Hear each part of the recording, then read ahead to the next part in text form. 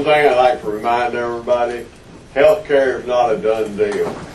The Democrats hope it's done, but we need to be on the telephone calling these people, sending them emails, faxes, and stay on their tail, because it's not over with, and it may not get passed, but keep pressure on them. One good way to help out on this is to go to Scott Brown's website, the truck driver that's running for Senate in Massachusetts.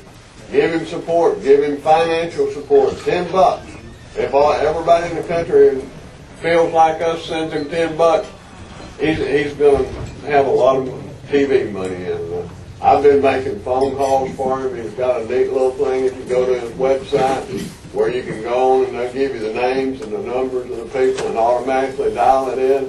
It's a great way to support someone, and I hope some of our guys have something like that when they get to an election, because it gives you the phone numbers and the name of the registered voters, and click a button and you're talking to them. It's a great way to do it. But one person I'd like to recognize real quick is Jeannie Burleson back there in the back. I've been after Jeannie a long time to get down here. She stays so busy. She's the chairman and the founder of Arkansas Secure, and Jeannie, we appreciate what you do. Sometime we'll have you speak to us, but we got all these politicians that are paying us big bucks for it.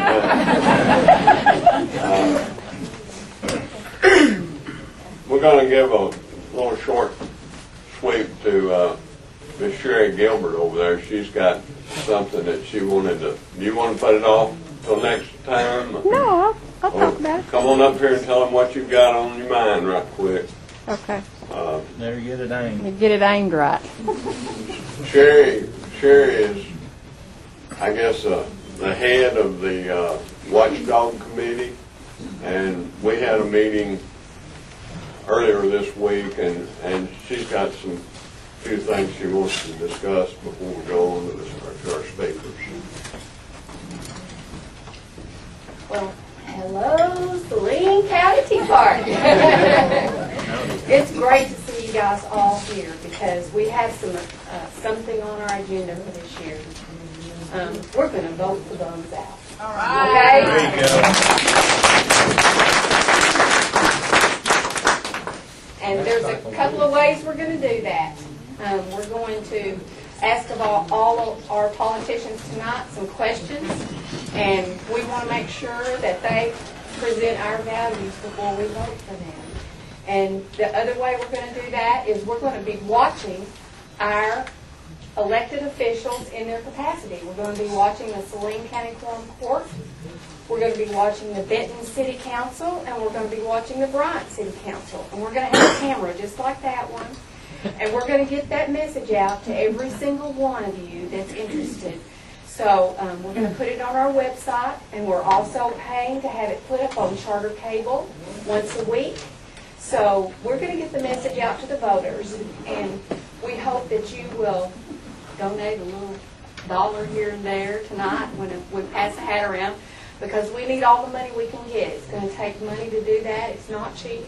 And we need your help. We need your life. We need your liberty. And we need your sacred honor. So just please donate, and please, if you will just come to me after the meeting, we have time schedules, and I have people that are going to be the head over each one of those slots. And if you're willing to videotape that, if you're willing to audio tape that, we can use you. So if you have a willing heart and time on your hands, a little time on your hands, then we really need you. So please come by and see me after the meeting. I know you said you needed 10 minutes. 10 minutes. That can take 10 minutes too. Yeah, roll that up. So these guys will have to.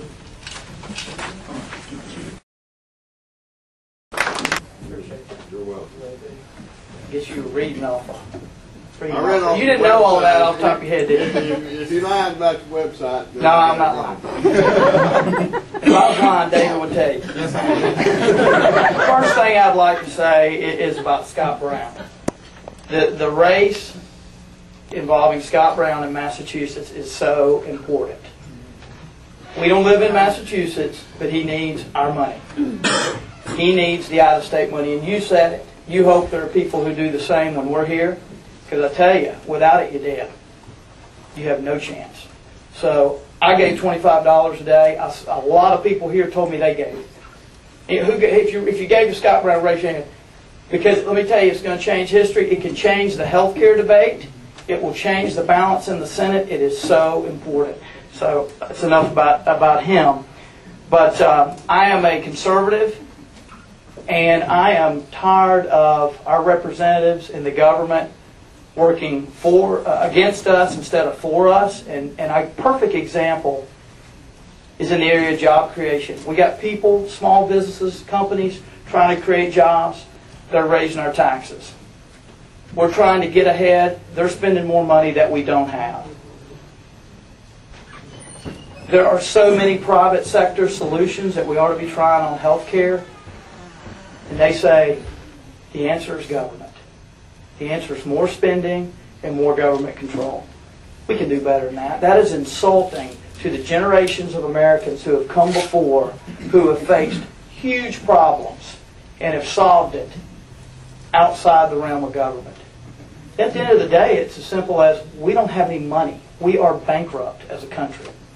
Absolutely bankrupt. If we were a company, we would be out of business.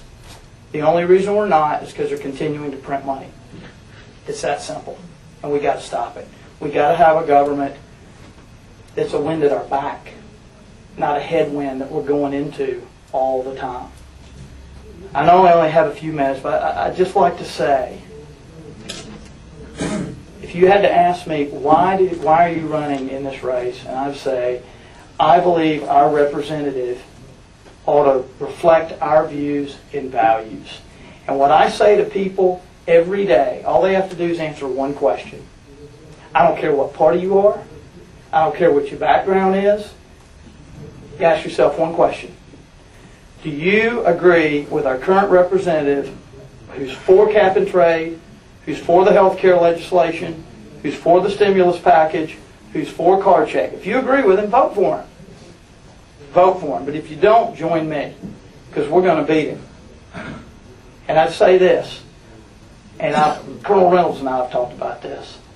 We need more people with military experience serving in Congress. Amen.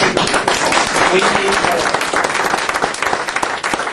And when I'm elected, I'm going to continue to serve as a reservist and not quit.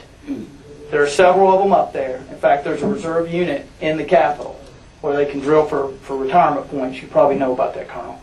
I think that's so important. Only 23% of the Congress have military experience. It's a shame. It's a shame. It's one of the lowest points in history. So, I need your help. I appreciate you listening. I've got some materials on the table just like everybody else. If you dig through the stack, you may find some of mine. And there's a list over here if you want to sign up to volunteer. I appreciate it so much. Thank y'all.